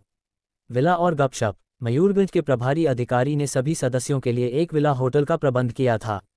भले ही इसे एक छोटा कस्बा कहा जाता था, लेकिन जादुई तकनीक की प्रगति के कारण आर्यावर्त ड्रैगन कंट्री के कस्बे रुद्रांश के पिछले जीवन के द्वितीय श्रेणी के शहरों से भी बड़े थे। चारों ओर ऊंची इमारतें और आधुनिक सुविधाएं थीं। जैसे ही सबने विला में प्रवेश किया, गुरुमाता जाह्नवी ने तुरंत रुद्रांश को अपने कक्ष में बुलाया। टुकड़ी के अन्य सदस्यों की विचित्र निगाहों के बीच रुद्रांश चुपचाप उस विला में चला गया जहां जाह्नवी ठहरी थीं। यह क्या? बाहर खड़े योद्धाओं ने एक दूसरे की ओर देखा, उनके चेहरे अचरज से भरे थे। क्या कप्तान जाह्नवी इस रुद्रांश को अकेले में कुछ विशेष सिखाना चाहती हैं? या फिर मामला कुछ और है? एक योद्धा ने फुसफुसाते हुए कहा। अरे भाई, अपनी जलन कम करो। मुझे पता है कि तुम सब रुद्रांश से ईर्ष्या कर रहे हो। आखिर जाह्नवी जी दिखने में जितनी सुंदर हैं, उनका परिवार भी नंदापुर के शीर्ष 5 अमीर परिवारों में गिना जाता है। वे धनवान, रूपवान और बलवान तीनों हैं। काश मेरी किस्मत ऐसी होती, एक अन्य योद्धा ने लंबी सांस भरते हुए कहा। अक्सर लोग जाह्नवी से डरते थे क्योंकि उनकी शक्ति प्रचंड थी। वे डरते थे कि कहीं उन्हें गुस्सा दिलाकर मार न खानी पड़े। लेकिन मन ही मन हर कोई उनकी ओर आकर्षित था। किसी ने नहीं सोचा था कि रुद्रांश इतनी जल्दी उनके करीब पहुंच जाएगा। अदृश्य आंखों का जाल। बाहर चल रही इन चर्चाओं से बेखबर विला के भीतर जाह्नवी और रुद्रांश एक गंभीर विमर्श में थे। जाह्नवी ने रुद्रांश को इसलिए बुलाया था क्योंकि कुछ समय पहले रुद्रांश ने अपनी सामान्य क्षमता मानस संवाद टेलीपैथी का उपयोग करके उन्हें यात्रा कार्यक्रम बदलकर विश्राम करने का सुझाव दिया था। अब उन्हें रुद्रांश से इसका कारण जानना था। उनकी मूल योजना तो आज रात ही हमला करने की थी। गुरु माता जाह्नवी, क्या आपको नहीं लगता कि यह स्थान बहुत विचित्र है? रुद्रांश ने धीमे स्वर में कहा। विचित्र, जाह्नवी ने उसे हैरानी से देखा। रुद्रांश ने सिर हिलाया और समझाया, शायद आपने ध्यान नहीं दिया, लेकिन जैसे ही हमने मयूरगंज में प्रवेश किया, कई आंखें हमारा पीछा कर रही थीं। और वे सब गुप्तचर असैसिन श्रेणी के लोग थे। क्या? ये सुनकर जाह्नवी का सुंदर चेहरा पीला पड़ गया। उन्हें इस बात का आभास तक नहीं हुआ था कि उनकी पूरी टीम पर नजर रखी जा रही है। ऐसा नहीं था कि स्तर 180 की महायोद्धा होने के नाते वे कमजोर थीं। कारण ये था कि उनकी खोज सीमा, डिटेक्शन रेंज एक निश्चित दायरे तक ही सीमित थी। और यदि कोई गुप्तचर अपनी हत्यारी ऊर्जा, किलिंग इंटेंट प्रकट न करे तो उसकी उपस्थिति का पता लगाना अत्यंत कठिन होता है। गुप्तचरों की शक्ति केवल हत्या में नहीं, बल्कि अपनी आभा को छिपाने और खुफिया जानकारी जुटाने में होती है।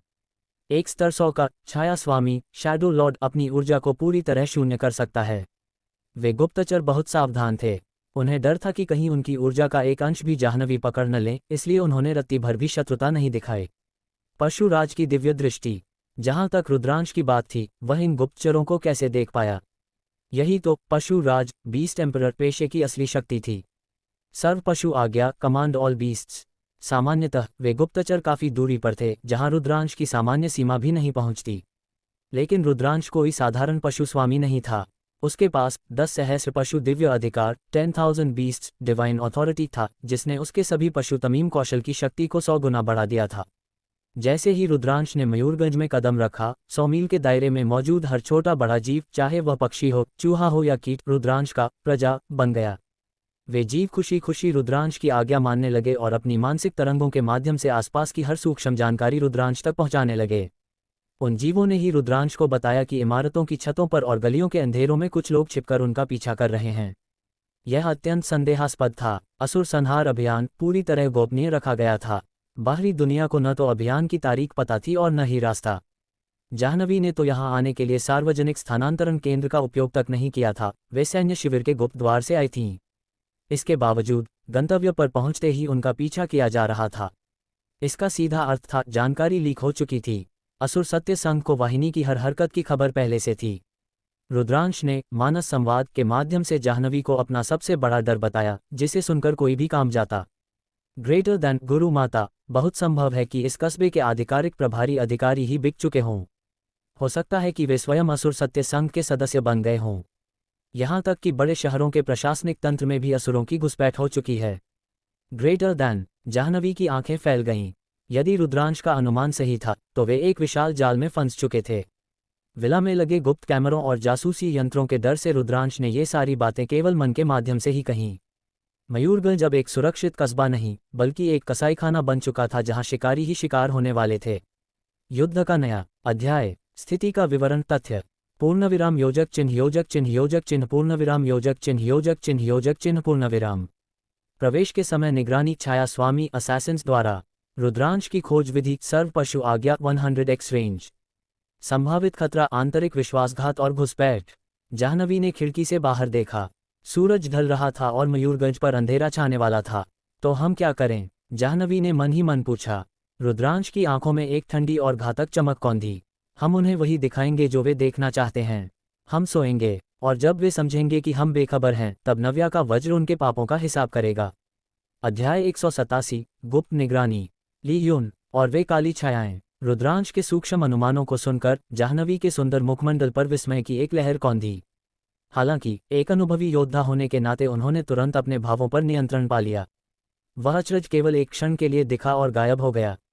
उन्होंने मुस्कुराते हुए रुद्रांश को अपने पास आने का संकेत दिया। रुद्रांश बिना किसी संकोच के आगे बढ़ा और उनके पास सोफे पर बैठ गया। लेकिन इससे पहले कि वह कुछ बोल पाता, जाह्नवी ने अत्यंत कोमलता से अपना सुकुमार शरीर उसकी ओर झुका दिया। एक स्त्री की चित्ताकर्षक सुगंध रुद्रांश की नासिकाओं से टकराए। जाह्नवी ने अपना सिर रुद्रांश की बाहों में टिका दिया, अपनी आंखें अधखुली रखीं, ठीक वैसे ही जैसे कोई प्रेसी अपने प्रेमी पर अपना लाड जता रही हो। रुद्रांश का शरीर जड़ हो गया। उसने दूरी बनाने के लिए उठने का प्रयास किया, लेकिन तभी जाह्नवी का मानस संवाद टेलीपैथी उसके मस्तिष्क में गूंजा। ग्रेटर दैन, हिलो मत। यदि हमें अभिनय करना है तो इसे पूर्णता के साथ करना होगा।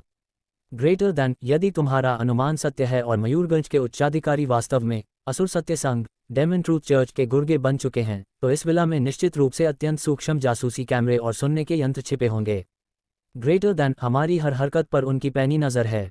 उनके भीतर रत्ती भर भी संदेह पैदा न हो, इसलिए हमें एक प्रेमी जोड़े का नाटक करना ही होगा। Greater than. जाह्नवी की फुसफुसाहट रुद्रांश के कानों में शहद की तरह घुली। अपनी बाहों में एक परिपक्व और सुंदर स्त्री का भार महसूस करते हुए रुद्रांश की भौहें थोड़ी सिकुड़ गईं। उसे इस तरह की स्थितियों का अभ्यास नहीं था। इतना ही नहीं, जाह्नवी ने अभिनय को और गहरा करने के लिए अपनी लंबी और सुंदर टांगें रुद्रांश के पैरों पर टिका दीं। बाहर से देखने वाले को वे दोनों एक दूसरे के प्रेम में डूबे हुए युगल लग रहे थे। पर्दे के पीछे का घिनौना सच। जाह्नवी का अनुमान बिल्कुल सटीक था। उस विला के कोने कोने में गुप्त कैमरे लगे थे और होटल के एक तहखाने जैसे कक्ष में मयूरगंज का प्रभारी अधिकारी ली ह्यून दो काली चादरों में लिपटे रहस्यमयी व्यक्तियों के साथ बैठा बड़ी स्क्रीन पर निगरानी कर रहा था। जब उन्होंने जाह्नवी और रुद्रांश को इस स्थिति में देखा तो उनकी आंखों में घृणा और उपहास के भाव उभर आए। क्या यही वह महान असुर संहारक वाहिनी है जिस पर आर्यावर्त की सरकार इतना गर्व करती है? एक काली चादर वाले व्यक्ति ने अपनी कर्कश आवाज में ठहाका लगाया। यहां पहुंचते ही ये अपने प्रेमी के साथ रासलीला में मग्न हो गई है। वे वास्तव में बहुत ढीले और असावधान लग रहे हैं। किसी पराक्रमी योद्धा के लक्षण इनमें नहीं दिख रहे, दूसरे व्यक्ति ने शांत स्वर में कहा। लेकिन सावधानी जरूरी है। जाह्नवी स्तर 180 की महायोद्धा है, उसे कम आंकना हमारी मूर्खता होगी। पूजनीय पुरोहित जी, ली ह्यून ने हाथ रगड़ते हुए चापलूसी भरे अंदाज में कहा, अभी वे सबसे अधिक असावधान हैं। क्या हमें अपनी सेना भेजकर उन्हें अभी खत्म नहीं कर देना चाहिए? असुर सत्य संघ के भीतर एक स्पष्ट श्रेणी व्यवस्था थी। सबसे नीचे सामान्य सदस्य होते थे, फिर विशिष्ट सदस्य, वफादार सदस्य और उनके ऊपर पुरोहित, प्रीस्ट, कमांडर, बिशप और अंत में संघ प्रमुख। ये दो काली चादर वाले व्यक्ति संघ के पुरोहित थे जिनकी शक्ति स्तर 170 के आसपास थी। ली ह्यून अभी केवल एक विशिष्ट सदस्य, एलीट मेंबर था जिसकी शक्ति स्तर 140 थी। यदि यह अभियान सफल होता तो उसे पदोन्नति मिलती और वह संघ के भीतर और अधिक विलासिता का आनंद ले पाता। ली ह्यून जैसे लोग किसी नैतिकता या राष्ट्रवाद में विश्वास नहीं रखते थे। वह वर्षों से मयूरगंज के एडवेंचर गिल्ड के अध्यक्ष की पत्नी पर दौरे डाल रहा था। लेकिन गिल्ड अध्यक्ष स्तर 160 का योद्धा था और उसने ली ह्यून की सरेआम पिटाई की थी। असुर सत्य संघ में शामिल होने के बाद इन्हीं पुरोहितों ने उसकी इच्छा पूरी की। गिल्ड अध्यक्ष मारा गया और उसकी पत्नी अब ली ह्यून की दासी थी। ली ह्यून के लिए असुर सत्य संघ ही स्वर्ग था। वह मानता था कि ये दुनिया नियमों की बेड़ियों में जकड़ी हुई है। यदि असुरों का राज होगा तो कोई नियम नहीं होगा, सिर्फ वासना और शक्ति का बोलबाला होगा। क्रूर योजना का ताना बाना। जल्दबाजी की कोई आवश्यकता नहीं है। हम कल सुबह अपनी चाल चलेंगे, शांत स्वर वाले पुरोहित ने कहा। हम उनके साथ थोड़ा खेलना चाहते हैं। ये रुद्रांश और जाह्नवी प्रेमी है ना? तो हम उस लड़के रुद्रांश के हाथ पैर काट देंगे और उसे एक खंभे से बांध देंगे। वह अपनी फटी आंखों से देखेगा कि हम उसकी जाह्नवी के साथ क्या करते हैं। हा। पहले वाले पुरोहित ने एक विकृत और क्रूर हंसी हंसते हुए अपनी घिनौनी इच्छा प्रकट की। तब तो मुझे आशा है कि आप मुझे भी उस महायोद्धा का स्वाद चखने का अवसर देंगे। ली ह्यून ने भी एक घिनौनी मुस्कान के साथ कहा, मैंने आज तक स्तर 180 की किसी सुंदरी को नहीं छुआ है। चिंता मत करो, जब हमारा मन भर जाएगा तो वह तुम्हारी पालतू बनकर रहेगी, शांत पुरोहित ने उदासीनता से कहा। उनके लिए रिश्ते और भावनाएं कुछ नहीं थीं। जो असुर सत्य संघ में शामिल होता था वह अपनी मानवता को द्वार पर ही छोड़ आता था। उनकी ढिलाई को देखते हुए कल सुबह ठीक 6 बजे हमला होगा। सावधानी के लिए मयूरगंज में छिपे संघ के सभी सदस्यों को इकट्ठा कर लो। हम उन्हें एक ही जाल में फंसाएंगे। हम दोनों जाह्नवी को संभालेंगे, बाकी टुकड़ी की जिम्मेदारी तुम्हारी होगी। और हाँ, वह रुद्रांश नाम का लड़का हमारी हिट लिस्ट में है। उसे जीवित पकड़ना हमारी प्राथमिकता है। उसे तड़पाना बाद का काम है। ली ह्यून ने श्रद्धा से सिर झुकाया। जैसा आप कहें, मैं अभी सारी व्यवस्था करता हूँ। तभी अचानक एक काला जादुई प्रकाश ली ह्यून के गाल के पास से गुजरा और दीवार से टकराया। ली ह्यून डर के मारे पत्थर बन गया। घबराओ मत, बस एक घिनौने कॉकरोच को मारा है, पुरोहित ने अपनी उंगली की नोक को झाड़ते हुए कहा। ली ह्यून, कक्ष को साफ रखा करो। यहाँ गंदगी बढ़ रही है जो मुझे पसंद नहीं। जी हुजूर, मैं अभी सफाई करवाता हूँ। कल के बाद इस कमरे में कोई कीड़ा मकोड़ा नजर नहीं आएगा। ली ह्यून ने गिड़गिड़ाते हुए कहा। अभिनय के पीछे की रणनीति। उधर विला में रुद्रांश ने अपनी बंद आंखों के पीछे सब कुछ सुन लिया था। अपनी सर्व पशु आज्ञा कमांड ऑल बीस्ट्स के माध्यम से उस कक्ष में मौजूद एक छोटे से कीट ने उसे सारा संवाद पहुंचा दिया था। जिसे पुरोहित ने कॉकरोच समझकर मारा था वह वास्तव में रुद्रांश का गुप्तचर था। रुद्रांश ने जाह्नवी के कान के पास धीरे से फुसफुसाया, कल सुबह 6 बजे। दो पुरोहित स्तर 170 और ली ह्यून स्तर 140। उनकी योजना बहुत घिनौनी है गुरु माता। जाह्नवी की पकड़ रुद्रांश पर और मजबूत हो गई। उनके शरीर से निकलने वाली ठंडी ऊर्जा ने बता दिया कि वे कितनी क्रोधित थीं। 6 बजे, जाह्नवी ने मन ही मन दोहराया। तो मयूरगंज की सुबह लाल रंग से नहाएगी। शत्रु पक्ष शक्ति स्तर भूमिका। पूर्णविराम योजक चिन्ह योजक चिन्ह योजक चिन्ह पूर्णविराम योजक चिन्ह योजक चिन्ह योजक चिन्ह पूर्णविराम योजक चिन्ह योजक चिन्ह योजक चिन्ह पूर्णविराम। पुरोहित 1 स्तर 170 जोड़ जाह्नवी को निशाना बनाना। पुरोहित 2 स्तर 170 जोड़ जाह्नवी को निशाना बनाना। ली यूनिट स्तर 140 रुद्रांश और टुकड़ी को पकड़ना। संघ के सदस्य स्तर 120-130 घेराबंदी करना। रुद्रांश ने एक गहरी सांस ली। वह अब भी जाह्नवी की गोद में था, लेकिन उसका मन मयूरगंज के उस असुर दल के संहार की योजना बना रहा था। उसे पता था कि कल की सुबह कई लोगों के लिए आखिरी सुबह होगी। अध्याय 188 नन्हे जासूस का पराक्रम।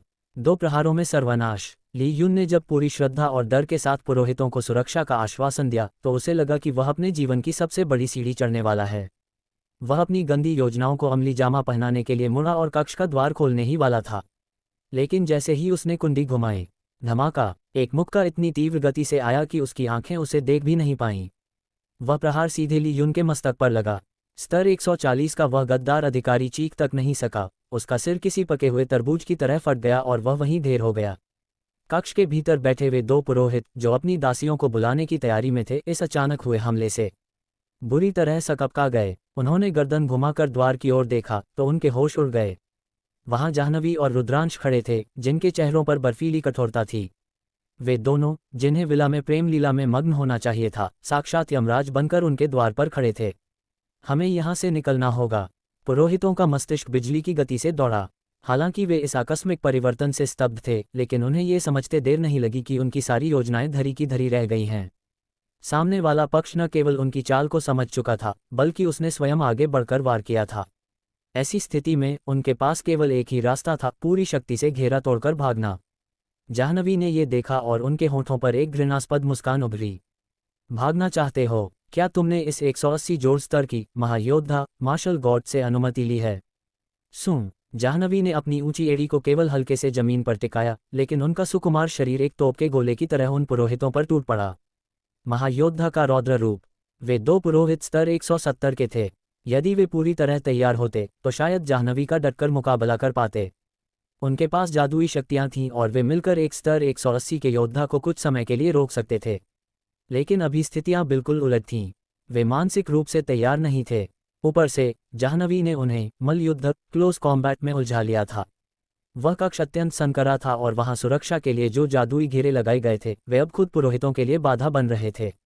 जाह्नवी, जो देखने में अत्यंत कोमल और शालीन लगती थी, इस समय युद्ध की देवी का अवतार लग रही थीं। उनके मुक्कों की बौछार बारिश की बूंदों से भी अधिक घनी थी। हर प्रहार में इतनी ऊर्जा थी कि आसपास का स्थान कांप रहा था। पुरोहितों की काली चादरें फट गईं और उनके असली चेहरे सामने आए। वे चेहरे देख रुद्रांश की आंखों में भी घृणा उतर आई। वे न इंसान थे, न असुर। उनके चेहरे का आधा हिस्सा सामान्य मांस मज्जा का था, जबकि आधा हिस्सा नंगी सफ़ेद हड्डियों का ढांचा। यह असुर सत्य संघ के वे असफल प्रयोग थे जिन्होंने असुरों का रक्त अपने शरीर में मिलाने की कोशिश की थी, पर सफल नहीं हो पाए। उनके शरीर से काली राक्षसी ऊर्जा निकल रही थी। धमाका। अंततः जाह्नवी के आदेश, सूक्ष्म प्रहार, ऑर्डर, इंच पंच कौशल ने कमजोर पुरोहित के शरीर के परखच्चे उड़ा दिए। हवा में खून का गुबार फैल गया, लेकिन जाह्नवी के शरीर पर उस गंदे काले रक्त की एक बूंद भी नहीं पड़ी। उनके शरीर के चारों ओर मौजूद वज्र और पंच और किसी अभेद्य कवच की तरह काम कर रहा था। निलय का अवरोध। दूसरे पुरोहित ने जब अपने साथी को मरते देखा तो वह आतंक के मारे द्वार की ओर भागा। उसने काले धुएं का गुबार छोड़ा और द्वार पर खड़े रुद्रांश को श्राप देते हुए चिल्लाया, छोटे कीड़े, मेरे रास्ते से हट जा। रुद्रांश ने एक फीकी मुस्कान दी और हाथ उठाकर निलय लिटिल पर्पल ब्लू स्लाइम को पुकारा। गुजी। जैसे ही निलय प्रकट हुआ, उसने अपने लचीले शरीर को विशाल रूप जायंट ट्रांसफॉर्मेशन में बदल लिया। उसने पूरे द्वार को एक दीवार की तरह ब्लॉक कर दिया। रास्ते से हट। पुरोहित ने हताशा में निलय पर एक काला जादुई प्रहार किया। एक काली विनाशकारी किरण निलय के शरीर के पार निकल गई, लेकिन अगले ही पल पुरोहित के पैरों तले जमीन खिसक गई। निलय के शरीर में जो बड़ा छेद हुआ था, वह पलक झपकते ही वापस भर गया। उस ब्लू स्लाइम ने असुर सत्य संघ के उस घातक प्रहार को ऐसे झेल लिया जैसे वह कुछ भी न हो। उसकी जादुई क्षति को सहने की क्षमता, मैजिक डैमेज रिडक्शन, अकल्पनीय थी। ये केवल 2 सेकंड की देरी थी, लेकिन उस पुरोहित के लिए ये काल बन गई। उसे अपनी पीठ के पीछे एक ऐसी भयानक हत्यारी ऊर्जा महसूस हुई जिसने उसके रोंगटे खड़े कर दिए। उसके मस्तिष्क में एक बड़ा लाल विस्मयादिबोधक चिन्ह उभरा, खतरा। परंतु उसे मुड़ने का अवसर भी नहीं मिला। धमाका! जाह्नवी का मुक्का, जिसमें व्यवस्था की शक्ति, पावर ऑफ ऑर्डर समाहित थी, सीधे उसकी रीढ़ पर लगा। वह पुरोहित केवल आह कर सका और उसका पूरा शरीर मांस के लोथड़ों में बदल गया। स्तर 180 जोड़ की महायोद्धा का यही प्रताप था। स्तर 100 के बाद जब कोई योद्धा चतुर्थ परिवर्तन करता है तो उसे व्यवस्था समावेश ऑर्डर इम्ब्यूमेंट नामक निष्क्रिय कौशल मिलता है। ये कौशल प्रहार की शक्ति को कई गुना बढ़ा देता है और उसे शत्रु की रक्षा के पार ले जाता है। साक्ष्यों का संग्रह। जाह्नवी ने उन दो पुरोहितों को राख में मिला दिया था। उनकी आत्मा का अंश भी शेष नहीं बचा था। लेकिन ली यून के मामले में उन्होंने कुछ अलग किया। ली यून का भौतिक शरीर मर चुका था, लेकिन जाह्नवी ने अपनी भंडारण अंगूठी से एक विशेष पात्र निकाला और ली यून की डरी हुई आत्मा को उसमें कैद कर लिया। इसकी आत्मा हमारे बहुत काम आएगी, जाह्नवी ने ठंडे स्वर में कहा। मयूरगंज में छिपे अन्य असुरों को ढूंढने के लिए ये सबसे अच्छा जरिया है। फिर उन्होंने रुद्रांश की ओर देखा। जाह्नवी इस बात से अत्यंत चकित थी कि रुद्रांश को इस गुप्त कक्ष का पता कैसे चला। वह स्वयं भी इसे भांप नहीं पाई थी कि ली यून और वे पुरोहित उनके विला के इतने करीब बैठकर निगरानी कर रहे हैं। रुद्रांश ने अपनी जेब से एक नन्हा कॉकरोच निकाला और उसे जमीन पर छोड़ दिया। इस नन्हे जीव ने ही सारा काम किया है, गुरु माता, रुद्रांश ने धीमे से कहा। जाह्नवी समझ गईं। स्तर 100 के बाद पशु स्वामी की टोही क्षमता रिकॉनेसेंस अविश्वसनीय हो जाती है। वे आसपास के किसी भी जीव से संपर्क कर उसे नियंत्रित कर सकते हैं। दुश्मन चाहे कितनी भी दीवारें खड़ी कर ले, वह इन नन्हे जीवों से खुद को नहीं बचा सकता। विशेष रूप से जंगलों या नमी वाले इलाकों में जहां कीट पतंगे भरे होते हैं, वहां रुद्रांश जैसा योद्धा किसी सर्वव्यापी ईश्वर से कम नहीं था। हालांकि जाह्नवी के मन में एक शंका थी। रुद्रांश, यदि हम कल सुबह तक प्रतीक्षा करते तो वे असुर सत्य संघ के सभी सदस्यों को यहाँ बुला लेते। तब हम एक साथ उन सब का सफाया कर सकते थे। तुमने अभी हमला करने का निर्णय क्यों लिया? रुद्रांश ने खिड़की के बाहर मयूरगंज की शांत दिख रही गलियों की ओर देखा। उसकी आंखों में एक गहरी दूरदर्शिता थी। युद्ध का विवरण परिणाम पूर्णविराम योजक चिन्ह योजक चिन्ह योजक चिन्ह पूर्णविराम योजक चिन्ह योजक चिन्ह योजक चिन्ह पूर्णविराम। ली यून मृत आत्मा कैद। असुर पुरोहित एक पूर्ण विनाश। असुर पुरोहित 2 पूर्ण विनाश। प्रमुख हथियार जाह्नवी के मुके और निलय का शरीर। रुद्रांश ने अपनी योजना का खुलासा किया। गुरु माता, यदि हम कल सुबह तक रुकते तो वे निर्दोष नागरिकों को अपनी ढाल बना चुके होते। जब चूहा कोने में फंस जाता है तो वह सबसे पहले पास की चीज को काटता है। हमने उनके सिर काट दिए हैं, अब शरीर को कुचलना आसान होगा। जाह्नवी रुद्रांश की इस सोच से प्रभावित हुए बिना न रह सकीं। अध्याय 189। स्थिति गंभीर है। असुर संघ की गहरी घुसपैठ। ये बहुत खतरनाक होता। रुद्रांश का स्वर शांत था, लेकिन उसकी बातों में एक वजन था जिसने जाह्नवी को सोचने पर मजबूर कर दिया। हमें वर्तमान में इस बात का कोई अंदाजा नहीं है कि असुर सत्य संघ ने यहाँ कितनी युद्ध शक्ति तैनात की है।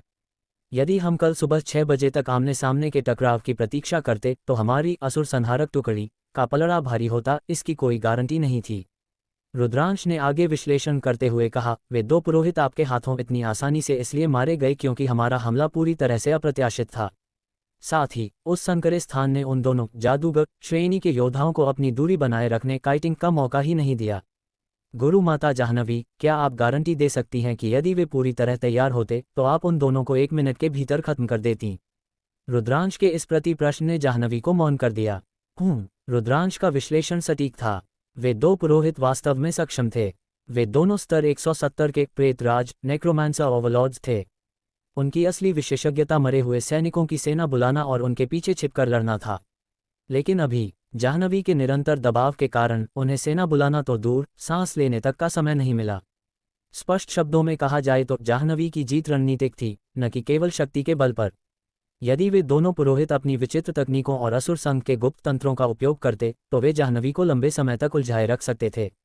जाह्नवी अब रुद्रांश की दूरदर्शिता को समझ रही थीं। यदि यह एक सीधा युद्ध होता तो वे 2 पुरोहित जाह्नवी को व्यस्त रखते और उस दौरान अन्य सदस्य रुद्रांश और बाकी टुकड़ी पर कहर बरपा सकते थे। रुद्रांश अपनी शक्ति पर विश्वास करता था, लेकिन वह अंधविश्वासी नहीं था। योजना बनाकर चलना और सावधानी बरतना ही उसका नियम था। गुरु माता, अब समय बर्बाद नहीं करना चाहिए। मैंने पहले ही टुकड़ी के अन्य सदस्यों को गुप्त रूप से सूचित कर दिया है कि वे इस विला होटल के चप्पे चप्पे पर कब्जा कर लें। होटल के प्रबंधक से लेकर सेवा कर्मियों तक यहाँ का हर कर्मचारी असुर सत्य संघ का सामान्य सदस्य है। जाह्नवी ने रुद्रांश को विस्मय से देखा। ऐसा लग रहा था मानो रुद्रांश ही टुकड़ी का असली कप्तान हो और वह केवल आदेशों का पालन करने वाली मुख्य योद्धा। उपअधिकारी होने के नाते रुद्रांश को आदेश देने का अधिकार था, लेकिन उसने जाह्नवी के नाम का उपयोग किया ताकि घमंडी योद्धा उसकी बात मान लें। ली यून का पुनर्जन्म और न्याय। पूरा विला अब असुर संहारक वाहिनी के नियंत्रण में था। जाह्नवी ने अपनी टीम के पुजारी प्रीस्ट को आदेश देकर ली यून को पुनर्जीवित करवाया। एक बार मारे जाने के कारण ली यून का स्तर गिरकर सीधे 80 पर आ गया था। अब उसमें विरोध करने की रत्ती भर भी शक्ति नहीं बची थी। वह जमीन पर घुटनों के बल बैठा था। उसके चारों ओर खड़े योद्धा उसे नफरत भरी निगाहों से देख रहे थे। ली यून के चेहरे पर केवल आतंक और हताशा थी। उसे समझ नहीं आ रहा था कि उसकी और पुरोहितों की गुप्त बैठक का पता कैसे चला। उसे याद था कि उसने हर विवरण को गोपनीय रखा था, यहाँ तक कि पहरे पर तैनात गुप्तचर भी काफी दूर थे। ली यून स्वभाव से काया और डरपोक था। संघ में शामिल होने से पहले भी वह केवल दूसरों की पीठ पीछे बुराई करना जानता था। शामिल होने के बाद वह पुरोहितों की चापलूसी करता और कमजोरों पर रौब झाड़ता था। मैं तुम्हें खुद को खत्म करने, सेल्फ डिस्ट्रक्ट का एक मौका देती हूँ, जाह्नवी ने ठंडी मुस्कान के साथ कहा। मैंने सुना है कि असुर संघ के अनुयायी निडर पागल होते हैं। आओ, मुझे अपनी वफादारी दिखाओ। ली यून ने तुरंत गिड़गिड़ाना शुरू कर दिया। नहीं, कृपया नहीं, आत्मविनाश। वह इतना मूर्ख नहीं था। केवल वे लोग ऐसा करते हैं जिनका ब्रेन वॉश हो चुका होता है। असुर संघ में उच्च पदों पर बैठे लोग वास्तव में असुरों में विश्वास नहीं करते। वे केवल अपने लाभ और विलासिता के लिए वहां होते हैं। वे मौत से सबसे ज्यादा डरते हैं। ली यून, चूंकि तुम्हारे भीतर खुद को खत्म करने का साहस नहीं है, इसलिए मैं तुम्हें अपने पापों का प्रायश्चित करने और पुण्य कमाने का एक मौका देती हूँ। क्या तुम इसे लोगे? जाह्नवी ने पूछा। हाँ हाँ, आप जो कहेंगी मैं वही करूँगा। ली यून ने किसी भूखे चूहे की तरह सिर हिलाया। मयूरगंज में छिपे असुर सत्य संघ के हर सदस्य का नाम बताओ। ठीक है। होटल की सबसे ऊपरी मंजिल पर एक गुप्त कमरा है, वहाँ एक नोटबुक छिपी है। उसमें मयूरगंज के सभी सदस्यों की सूची है। नाम, स्तर, पेशा, पहचान पत्र, संख्या, सब कुछ उसमें है। खौफनाक सच का खुलासा। जल्द ही वाहिनी के सदस्य वह सूची ले आए। जैसे जैसे जाह्नवी ने उसके पन्ने पलटे, उनका हृदय कांप उठा। पन्ने दर पन्ने, 1000 नाम। मयूरगंज जैसे छोटे कस्बे में 1000 असुर अनुयायी छिपे थे। जाह्नवी ने रुद्रांश की ओर देखा। उनके मन में रुद्रांश की सावधानी के लिए प्रशंसा और बढ़ गई। यदि रुद्रांश ने उन्हें आज रात हमला करने के लिए न उकसाया होता और ली यून कल इन 1000 लोगों को इकट्ठा कर लेता, तो परिणाम भयावह होता। जाह्नवी की टुकड़ी में केवल कुछ दर्जन लोग थे। भले ही वे शक्तिशाली थे, लेकिन 1000 प्रशिक्षित और पागल असुरों की भीड़ उन्हें थकाकर मार देती। जाह्नवी का मन अब और भी भारी हो गया था। मयूरगंज में इतनी गहरी पैठ थी, तो अन्य कस्बों और शहरों का क्या हाल होगा? क्या स्थिति नियंत्रण से बाहर जा रही थी? मयूरगंज असुर सूची विवरण। पूर्णविराम योजक चिन्ह योजक चिन्ह योजक चिन्ह पूर्णविराम योजक चिन्ह योजक चिन्ह योजक चिन्ह पूर्णविराम। कुल सदस्य 1000 जोड़। प्रशासनिक घुसपैठ उच्चतम स्तर तक। छिपे हुए हथियार कस्बे के भीतर ही जमा। योजना कल सुबह 6 बजे सामूहिक नरसंहार। रुद्रांश ने उस डायरी को अपने हाथ में लिया और जलती हुई आंखों से उसे देखा। गुरु माता, मयूरगंज केवल एक शुरुआत है। हमें इन सबको एक ही रात में साफ करना होगा, इससे पहले कि खबर बाहर जाए। मयूरगंज की रात अभी जवान थी और रुद्रांश का असली शिकार अब शुरू होने वाला था। अध्याय 190। इतनी फुर्ती किसकी है? कप्तान जाह्नवी के चेहरे पर छाई गंभीरता का कारण केवल सूची में दर्ज नामों की विशाल संख्या नहीं थी। असली चिंता की बात यह थी कि इस सूची में शामिल लगभग हर सदस्य कम से कम स्तर 140 का चतुर्थ परिवर्तित फोर्थ एडवांसमेंट शक्तिशाली योद्धा था। यदि वे सब एक साथ मिलकर लड़ते तो असुर संहारक टुकड़ी को अपनी जान बचाकर भागना पड़ता। शत्रु की संख्या इतनी अधिक थी कि यदि उनमें से प्रत्येक केवल एक एक जादुई कौशल का प्रयोग करता, तो पूरी होटल की इमारत राख के ढेर में बदल जाती। जैसा कि अनुमान था, रुद्रांश जैसे विलक्षण प्रतिभा वाले योद्धा का शिकार करने के लिए असुर सत्य संघ, डेमन ट्रूथ चर्च ने वास्तव में व्यापक और अभेद्य तैयारियां की थीं। रुद्रांश, तुम्हें क्या लगता है हमें क्या करना चाहिए? टुकड़ी के दर्जनों अनुभवी सदस्यों की टकटकी के बीच कप्तान जाह्नवी ने स्वयं कप्तान होते हुए भी रुद्रांश की ओर देखा और उसकी राय मांगी। बाकी सदस्यों ने एक दूसरे की ओर हैरानी से देखा। उन्हें उम्मीद नहीं थी कि अंतिम योजना के क्रियान्वयन के लिए गर्व और स्वाभिमान से भरी जाह्नवी रुद्रांश जैसे नए छात्र से सलाह लेंगी। क्या ये वही बात है कि प्यार अंधा होता है? क्या ये दोनों वास्तव में एक दूसरे के करीब आ गए हैं? कई सदस्यों के मन में ईर्ष्या और कौतूहल के भाव उमड़ रहे थे। रुद्रांश ने उनके चेहरों के हाव भाव पर कोई ध्यान नहीं दिया। उसने जाह्नवी की आंखों में देखते हुए शांति से कहा, मयूरगंज की इस विकट स्थिति को सुलझाना वास्तव में बहुत सरल है, बस उन्हें एक एक करके हराना होगा। इन 1000 लोगों को 10 समूहों में बांट दीजिए और उन्हें अलग अलग आमंत्रित कीजिए। रुद्रांश ने विस्तार से समझाया, आज रात 8 बजे पहले समूह को बुलाइए, फिर 9 बजे दूसरे समूह को, और इसी तरह सिलसिला जारी रखिए। रही बात बहाने की, तो ली यून उनसे कहेगा कि यह असुर संहारक टुकड़ी पर घेरा डालने और उन्हें खत्म करने की गुप्त योजना का हिस्सा है। वास्तव में उन दो शक्तिशाली प्रेतराज पुरोहितों को रास्ते से हटाने के बाद बाकी काम अपेक्षाकृत सरल हो गया था। सबसे बड़ी बात यह थी कि कप्तान जाह्नवी उनकी ओर से एक अतिरिक्त विध्वंसक शक्ति सरप्लस कॉम्बैट पावर थी। 1000 लोगों को 100-100 के 10 समूहों में बांटने का मतलब था कि हर बार पासा जाह्नवी के पक्ष में होगा। जाह्नवी जैसी महायोद्धा की उपस्थिति में असुर संहारक टुकड़ी इन 100-100 लोगों को गाजर मूली की तरह काटने में सक्षम थी। वे ये भी सुनिश्चित कर सकते थे कि कोई भी जीवित बचकर भाग न पाए और खबर बाहर न जाए। किश्तों में शत्रु का सर्वनाश करने की यह विधि वास्तव में अचूक थी। ये योजना सुनकर जाह्नवी की सुंदर आंखों में चमक आ गई। न जाने क्यों उनका स्वर रुद्रांश के लिए और भी कोमल हो गया। ठीक है, हम तुम्हारी योजना के अनुसार ही आगे बढ़ेंगे। लेकिन जैसे ही वह बाकी सदस्यों की ओर मुड़ी, उनका स्वर कोमल से तुरंत उदासीन और कठोर हो गया। और आप लोग, यदि आपके पास कोई बेहतर सुझाव या योजना है तो आप भी रख सकते हैं। सदस्य, गुरु माता, कृपया अपना चेहरा इतनी जल्दी न बदलें। ठीक है। अभी रुद्रांश से बात करते समय स्वर कितना मधुर था और उनकी ओर मुड़ते ही वह पत्थर जैसा सख्त हो गया। ऐसा लगता था कि महायोद्धा वास्तव में रुद्रांश के प्रभाव में आ चुकी थी। धिक्कार है, ये रुद्रांश सचमुच बड़ा भाग्यशाली है। मन ही मन कोसते हुए भी ऊपर से सभी सदस्यों ने सिर हिलाकर अपनी सहमति दे दी। मुख्य कारण ये था कि वे स्वयं इससे बेहतर कोई योजना सोच ही नहीं सकते थे। अब पुण्य अंक मेरिट पॉइंट्स बटोरने का समय है। जाह्नवी ने सबकी आंखों में देखते हुए कहा, आप कितने अंक प्राप्त कर सकते हैं यह इस बात पर निर्भर करेगा कि आप उन असुर अवशेषों के कितने सिर काटते हैं। सबने दृढ़ता से सिर हिलाया, लेकिन उनके बीच एक मूक समझौता हो गया था। इस शिकार अभियान में वे सारे सिर खुद लेंगे और रुद्रांश के लिए एक भी शिकार नहीं छोड़ेंगे। उन्हें रुद्रांश को यह दिखाना था कि अनुभव और फुर्ती में वे ही श्रेष्ठ हैं। जाल बिछाया गया। संपर्क करो। जाह्नवी ने जमीन पर घुटने टेके ली यून की ओर ठंडी दृष्टि से देखते हुए आदेश दिया, यदि तुमने कोई भी चालाकी करने की कोशिश की तो मैं वहीं तुम्हारा वध कर दूंगी। ली यून ने बार बार सिर हिलाया। उसने अपनी भंडारण अंगूठी से मांस का एक रेंगता हुआ घिनौना गोला निकाला। यह असुर संघ का एक विशेष संचार यंत्र था। उसने उस पर अपने रक्त की एक बूंद टपकाई। जैसे ही उस मांस के गोले ने रक्त सोखा, उसमें से एक मुंह निकल आया। श्रीमान ली, क्या कोई समस्या है? मुंह खुला और एक अपरिचित स्त्री की मधुर आवाज सुनाई दी, तारा, मैं तुम्हें पुण्य कमाने का एक सुनहरा अवसर दे रहा हूं, क्या तुम तैयार हो? ली यून ने भारी आवाज में कहा। कैसा अवसर? तारा ने उत्सुकता से पूछा। तुम्हें पता ही होगा, हमारे दोनों प्रेतराज पुरोहित आज रात असुर संहारक टुकड़ी पर हमला करने वाले हैं। हाँ, मुझे पता है। हम आदेश की प्रतीक्षा कर रहे हैं, तारा ने उत्तर दिया। सुनो, आज रात ठीक 8 बजे तुम अपने 100 भरोसेमंद साथियों के साथ गुप्त रूप से मयूरगंज होटल आ जाओ। ध्यान रहे, ये पूरी तरह गोपनीय होना चाहिए। यदि यह खबर किसी और कप्तान को लग गई और उसने पुण्य लूट लिया तो तुम्हारा वफादार सदस्य बनने का सपना अधूरा रह जाएगा। तुम्हारा काम सरल है, बस उन थके हुए योद्धाओं का शिकार करना।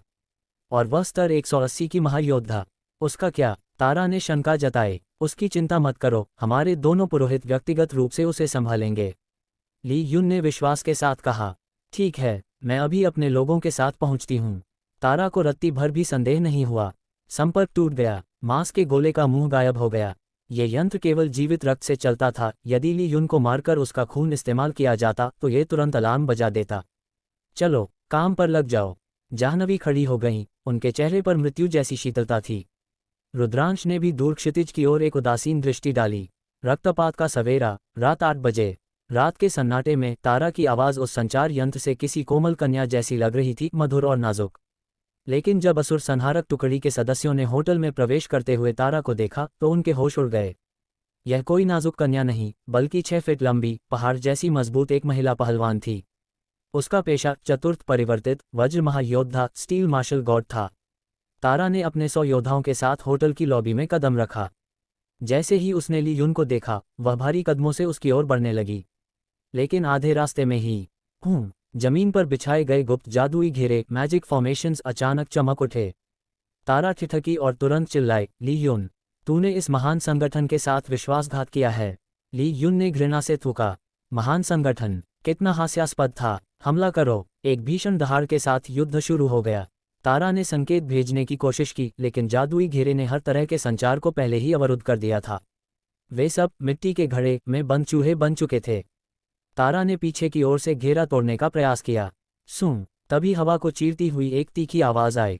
तारा के साथी समझ भी नहीं पाए कि वह आवाज़ कहाँ से आई थी कि अगले ही पल चटाक, स्तर 140 के एक मंत्र स्वामी लॉ गॉड का सिर एक तीर से बुरी तरह फट गया।